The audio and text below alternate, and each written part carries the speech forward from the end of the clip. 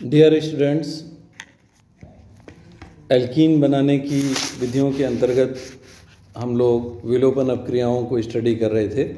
पिछले वीडियो में मैंने अल्कोहल से एल्कीन बनाने की जो अपक्रियाएं थी, जो अम्ल उत्प्रेरित अपक्रियाएं होती हैं, उनकी विवेचना मैंने की थी और इसी के अंतर्गत मॉलिक्यूलर रीअरेंजमेंट्स में मिथाइल ग्रुप की 1,2 शिफ्ट के बारे में भी मैंने डिटेल उसकी मैकेनिज़्म बताई थी। इस डिटेल मैकेनिज़्म में हमने देखा था कि जो कार्बोकैटायन बनता है मध्यवर्ती, उसका जो स्थायित्व है वो कई बार रीअरेंजमेंट्स को प्रेरित करता है और इन रीअरेंजमेंट्स के अंतर्गत है वो प्रोडक्ट है वो बन जाते हैं जो कि हमारे लिए एक्सपेक्टेड नहीं होते हैं। जब डिटेल में हम इनकी मैकेनिज़्म को स्टडी करते हैं तो हम ये पाते हैं कि इस तरह के प्रोडक्ट हैं बनने का जो प्रमुख कारण है या जो डेराइविंग फोर्स है, किस फोर्स के तहत ये जो है मिथाइल शिफ्ट होता है, तो उसमें हमने देखा था कि कार्बोकैटायंस की जो स्टेबिलिटी है वो इसमें डिसाइडिंग फैक्टर का काम करती है। 3 डिग्री कार्बोकैटायन का स्थायित्व तो सर्वाधिक होता है, तो 3 डिग्री कार्बोकैटायन बन रहा है और अगर पास में 2 डिग्री कार्बोकैटायन बन रहा है तो चूंकि 3 डिग्री कार्बोकैटायन का स्थायित्व तो अधिक होता है, अतः जो रीअरेंजमेंट है वो इस प्रकार से होता है पुनर्विन्यास अपक्रिया कि 3 डिग्री कार्बोकैटायन को वो फेवर कर जाता है और उसको प्राप्त करने के लिए मॉलिक्यूल के अंदर ही मिथाइल ग्रुप की शिफ्टिंग हो जाती है। इसकी डिटेल मैकेनिज़्म मैं बता रहा था और इसके अंतर्गत जो लास्ट स्टेप है उसकी विवेचना हम लोग फिर से देख लेते हैं उसके बारे में कि आखिरी पद में ये जो लास्ट स्टेप है इसको हम लोग डिस्क्राइब कर रहे थे। इस लास्ट स्टेप में 2 तरह से 3 डिग्री कार्बोकैटायन बनने के बाद में अब 2 तरह से हाइड्रोजन का निष्कासन हो सकता है। 3 डिग्री कार्बोकैटायन जो है वो आसपास के जो कार्बन हैं, जो दोनों ही बीटा कार्बन है, अब हम यहाँ पर देखेंगे राइट हैंड साइड वाला कार्बन भी बीटा कार्बन है और लेफ्ट हैंड साइड वाला कार्बन भी बीटा कार्बन है। तो इस कार्बोकैटायन से 2 राइट हैंड साइड वाले अथवा लेफ्ट हैंड साइड वाले कार्बन से हाइड्रोजन का निष्कासन है वो पॉसिबल है। अब हम देखेंगे कि कौन से जो है कार्बन से प्रेफरेबली होगा हाइड्रोजन का निष्कासन, इधर लेफ्ट हैंड वाले से या राइट हैंड। अब हम दोनों को देख लेते हैं। लेफ्ट हैंड वाले कार्बन से हाइड्रोजन का निष्कासन ए तीर के निशान के द्वारा दर्शाया गया है तथा उससे बनने वाले प्रोडक्ट को भी ए प्रोडक्ट नाम दिया गया है। फिर से हम देख लें, अगर हम लेफ्ट हैंड वाले कार्बन से हाइड्रोजन को हटाते हैं तो इसको ए तीर के निशान से व्यक्त किया गया है और इससे जो प्रोडक्ट प्राप्त हो रहा है वो भी ए है। दूसरा जो निष्कासन संभव है वो है राइट हैंड साइड वाले कार्बन से हाइड्रोजन का निष्कासन। इसको हमने बी तीर के निशान से व्यक्त किया है तथा इससे बनने वाले प्रोडक्ट को भी बी प्रोडक्ट के रूप में दिखाया है। अब हम देखेंगे कि यदि ए का फॉर्मेशन हो रहा है, ए का फॉर्मेशन अगर होगा तो ये हाइड्रोजन है ये निष्कासित हो जाएगा, ये हाइड्रोजन निष्कासित हो जाएगा, ये वाला हाइड्रोजन निष्कासित हो गया और इससे ये अब CH2 रह गया और डबल बॉन्ड कहाँ हो गया, in between CH2 and C के बीच में डबल बॉन्ड हो गया। ये मिथाइल ग्रुप यहाँ पर अटैच है, CH CH3 और ये जो है CH3 है। तो अब ए प्रोडक्ट बन गया। ए प्रोडक्ट क्या है, 2,3 डाइमिथाइल 1 ब्यूटीन। ये लेस स्टेबल है, माइनर प्रोडक्ट। लेस स्टेबल क्यों है, क्योंकि यहाँ पर प्रतिस्थापियों की संख्या कम है। हम जानते हैं कि वो एल्कीन अधिक स्थायी होती है जहाँ पर द्विबंध से बंधित कार्बन परमाणुओं पर प्रतिस्थापियों की संख्या अधिक होती है। ये लेस स्टेबल क्यों है, माइनर प्रोडक्ट है, क्योंकि इसमें जो प्रतिस्थापियों की संख्या है, इस वाले कार्बन पर 0 प्रतिस्थापी हैं और इस वाले कार्बन पर प्रतिस्थापियों की संख्या, एक ही मिथाइल प्रतिस्थापी है और दूसरा आइसोप्रोपाइल। अर्थात सब्स्टिट्यूएंट का नंबर अगर हम देखें तो कितना हो जाएगा, सब्स्टिट्यूएंट बराबर 2। यहाँ पर प्रतिस्थापियों की संख्या 2 होगी। ये ए प्रोडक्ट हमें प्राप्त हुआ। अब हम बी प्रोडक्ट के बारे में देखते हैं। बी प्रोडक्ट हमें कैसे प्राप्त होगा, राइट हैंड साइड वाले कार्बन से हाइड्रोजन का निष्कासन होगा। राइट हैंड साइड वाले कार्बन से हाइड्रोजन का निष्कासन होने पर हमें ये वाला प्रोडक्ट है वो प्राप्त हो जाएगा।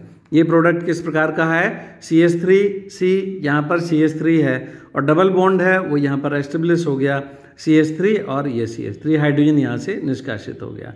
अब यहाँ पर हम प्रतिस्थापियों की संख्या, ये मोर स्टेबल है। कौन सी एल्कीन बनी है, ये 2,3 डाइमिथाइल 2 ब्यूटीन। 2 ये नामकरण हम करेंगे 1 2 3 एंड 4, तो 2 और 3 पर 2 मैथिल समूह हैं, तो ये हो गया है 2,3 डाइमिथाइल 2 ब्यूटीन है। और यहाँ पर है ये लेस स्टेबल है। लेस स्टेबल क्यों है, क्योंकि यहाँ पर 1 2 3 एंड 4 है, ये 2,3 डाइमिथाइल है, ये 1 ब्यूटीन है, जिसमें प्रतिस्थापियों की कुल संख्या है वो 2 है। यहाँ पर प्रतिस्थापियों की जो कुल संख्या है वो 4 है। नंबर ऑफ सब्स्टिट्यूएंट्स बराबर 0,4 है। यहाँ पर प्रतिस्थापियों की संख्या 4 है, तो ये मेजर प्रोडक्ट के रूप में हमें प्राप्त होता है, क्योंकि ये मोर स्टेबल एल्कीन अधिक मात्रा में प्राप्त होती है, लेस स्टेबल एल्कीन है वो कम मात्रा में प्राप्त होती है। तो यहाँ पर टोटल नंबर ऑफ प्रोडक्ट जो सब्स्टिट्यूएंट्स हैं वो 4 हैं, और यहाँ पर टोटल नंबर ऑफ सब्स्टिट्यूएंट्स हैं ये 2 हैं। इस प्रकार से हमें ये 2 एल्कीन्स हैं वो हमारे लिए प्राप्त होंगी। और इनमें ये जो है, अब ये वाली एल्कीन है वो कैसे प्राप्त हो रही है, ये एल्कीन हमें 1,2 मिथाइल शिफ्ट के द्वारा प्राप्त हो रही है, इसलिए हम इनको 1,2 शिफ्ट बोलते हैं। और 1,2 शिफ्ट क्यों हो रहा है, वो कार्बोकैटायन के अधिक स्थायित्व के कारण हो रहा है। तो ये चीज़ है, इसको हम कार्बोकैटायनिक मैकेनिज्म के द्वारा और more stability of 3 degree carbocation के द्वारा इसको स्पष्ट कर सकते हैं। नेक्स्ट जो विधि है वो एल्कीनों के बनाने की, वो है एल्किल हैलाइड्स के विहाइड्रोहैलोजिनीकरण द्वारा। एल्किल हैलाइड्स का विहाइड्रोहैलोजिनीकरण है डिहाइड्रो। हमने देखा है कि एल्कीनों को बनाने की जो भी विधियां हैं वो विलोपन अपक्रियाओं के द्वारा होती हैं, या एलिमिनेशन रिएक्शंस हैं, वो मेन रिएक्शंस हैं एल्कीनों के बनाने की। तो यहाँ पर एल्कीन के बनाने के लिए हम जो विधि काम में लेते हैं वो एल्किल हैलाइड के डिहाइड्रोहैलोजिनेशन द्वारा। ऊपर हमने देखा था एल्कोहल्स के निर्जलीकरण द्वारा, एल्कोहल से जल के निष्कासन द्वारा है वो एल्कीन प्राप्त होती है। यहाँ पर एल्किल हैलाइड्स के विहाइड्रोहैलोजिनीकरण के द्वारा है एल्कीन प्राप्त होती है। अब विहाइड्रोहैलोजिनीकरण के कारक के रूप में हम क्या लेते हैं, डिहाइड्रो हैलोजिनेटिंग एजेंट। विहाइड्रोहैलोजिनी कारक के रूप में हम लोग क्या लेते हैं, ये हम यहाँ पर लेते हैं एल्कोहलिक NaOH या फिर एल्कोहलिक KOH। हम जानते हैं कि NaOH और KOH अति प्रबल क्षार हैं, और एल्कोहलिक माध्यम में जब हम NaOH और KOH को लेते हैं तो ये स्ट्रॉन्ग डिहाइड्रोहैलोजिनेटिंग एजेंट के रूप में काम करते हैं। तो एल्कोहलिक NaOH लिया हमने, तो ये भी बीटा विलोपन अपक्रिया होगी। इसमें हैलाइड यहाँ से निकल जाएगा अल्फा कार्बन कौन सा कार्बन होता है, जिसके पास में हैलोजन उपस्थित होता है, और बीटा कार्बन कौन सा कार्बन है, जिसके पास में हाइड्रोजन उपस्थित है। पास वाला जो कार्बन है वो बीटा कार्बन कहलाता है, जहाँ से हाइड्रोजन का निष्कासन होना है, और जिस कार्बन से हैलोजन का निष्कासन होना है वो अल्फा कार्बन कहलाता है। अब यहाँ पर हमने एक एल्काइल हैलाइड लिया, एल्कोहलिक NaOH एल्कोहलिक KOH की उपस्थिति में OH आयन यहाँ से हमें प्राप्त हो रहा है, OH आयन यहाँ से प्राप्त हो रहे हैं, और जो हैलाइड आयन है वो यहाँ से निकलेगा अल्फा कार्बन से, और हाइड्रोजन का निष्कासन है वो बीटा कार्बन से होगा, और इस प्रकार से एल्कीन हमें प्राप्त हो जाएगी। वाटर और हैलाइड आयन है वो निकल गया है। तो ये प्रबल क्षार NaOH या KOH के एल्कोहलिक विलयन की एल्काइल हैलाइड से क्रिया कराने पर विहाइड्रोहैलोजिनीकरण द्वारा एल्कीन प्राप्त होती हैं। ये रिएक्शन एलिमिनेशन रिएक्शंस का एग्जाम्पल है, जो अगेन बीटा विलोपन अपक्रियाएं हैं। ये भी बीटा विलोपन अपक्रियाएं कहलाती हैं।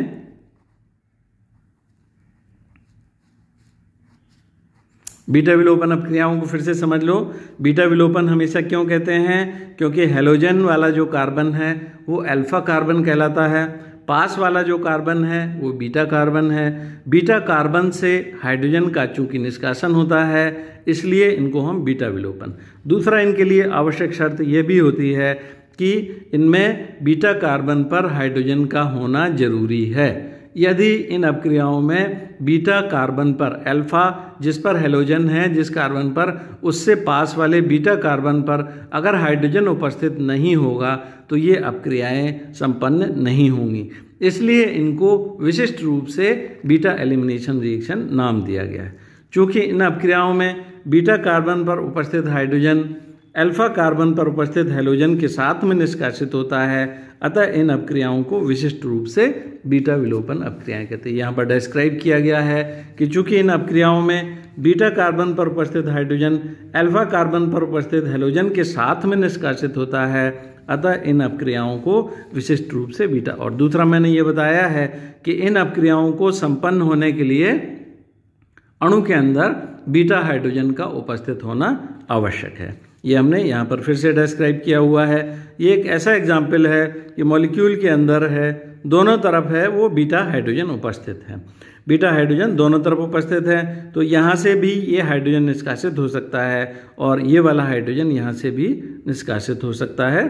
तो इससे जो है एल्कीन प्राप्त होंगी, जिनमें कि आइदर राइट हैंड साइड से और लेफ्ट हैंड साइड से हाइड्रोजन का बीटा हाइड्रोजन का निष्कासन संभव है।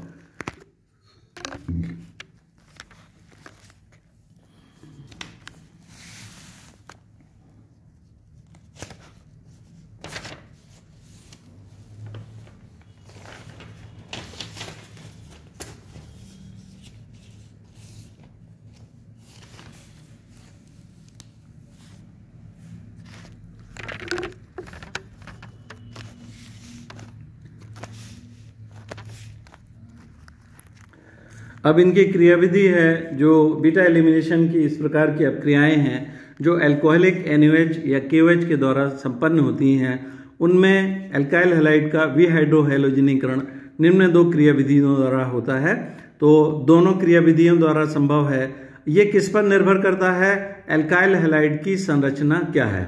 अल्काइल हैलाइड की संरचना के आधार पर दो तरह की क्रियाविधियां हैं वो संभव हैं, जो कि बाइमोलिकुलर मैकेनिज्म और यूनिमोलिकुलर मैकेनिज्म के नाम से जानी जाती हैं। द्विअणु क्रियाविधि क्या है?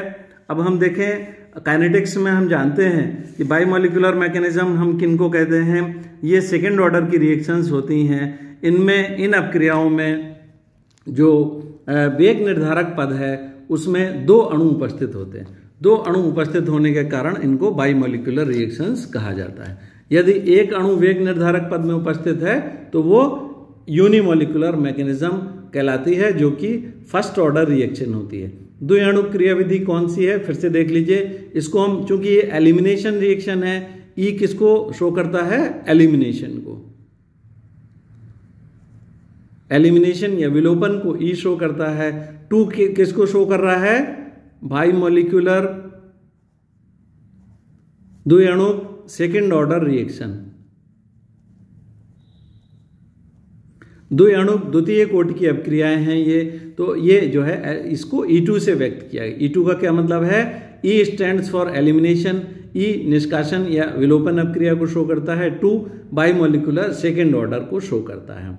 द्विअणु क्रियाविधि मैंने बताया है ये किन केसेस में होगी? जहां पर कि जो एल्किल हैलाइड है, एल्किल हैलाइड की जो संरचना है उसमें जो है प्राइमरी एल्किल हैलाइड अगर है तो उसमें निश्चित रूप से बाइमोलिकुलर सेकेंड ऑर्डर एलिमिनेशन प्रोसेस होगा। इसमें देखिए क्या होता है, एक्स आयन का क्या क्या प्रोसेस होते हैं। इसमें जो वेग निर्धारक पद है उसमें दो प्रोसेस हैं, वो जो है होंगे। यहाँ पर जो क्षार है वो इस पर आक्रमण करेगा, एल्काइल हैलाइड पर क्षार का आक्रमण होगा। तो एल्काइल हैलाइड का अणु भी उपस्थित है वेग निर्धारक पद में और क्षार का अणु भी उपस्थित है, क्षार भी उपस्थित है और एल्किल हैलाइड भी उपस्थित है। अब हम जानते हैं कि जो एलिमिनेशन रिएक्शन है वो क्षार के द्वारा होती हैं। तो यहाँ पर क्षार है, अल्कोहलिक KOH अगर हमने लिया है तो OH निगेटिव है, OH निगेटिव ये क्षार है। यहाँ पर जो हैलोजन है वो यहाँ से निष्कासित होगा और हैलाइड आयन के रूप में निष्कासित होगा और क्षार यहाँ पर बीटा पोजीशन, ये अल्फा कार्बन है और ये बीटा कार्बन है। तो बीटा हाइड्रोजन का ये वाला जो हाइड्रोजन है इसको हम लोग बीटा हाइड्रोजन कहते हैं। तो बीटा हाइड्रोजन को ये अपनी ओर खींचेगा। यहाँ से बीटा हाइड्रोजन को खींचने में एक मध्यवर्ती का निर्माण होगा। मध्यवर्ती कौन सा होगा? जिसमें कि कार्बन और हाइड्रोजन के बीच का बंध पूरी तरह से नहीं टूटा है। ये जो इस प्रकार से शो किया गया, डॉटेड लाइन से है, ये शो किया गया है।